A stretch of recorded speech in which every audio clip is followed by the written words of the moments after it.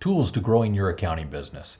Tools may include such things as speaking at events. Now, it's not uncommon for accounting professionals to be asked to come to speak to a group of business owners and share accounting advice, tips and tricks, tax-related suggestions. All of these things are topical and timely for business owners to want to hear. But when doing the event, what are you doing to leverage the contacts of the individuals that you've met at the meeting? What is it that you're able to offer and help them actually see you not just as the expert, but as a solution to their accounting needs?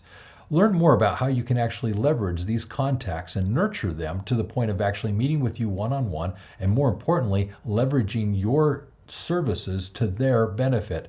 All I'm suggesting is that you click below and find out more how you can use technology to your advantage, and in doing so, effectively and inexpensively market and sell accounting services to business owners. Doing so will actually give you the ability to free up your time, be more productive with the contacts that you have, and ensure that you're getting the clients that you deserve. So I invite you to click below and use this information in the webinar to find out which technologies you should be inexpensively using in your firm to market and sell effectively your next potential accounting client.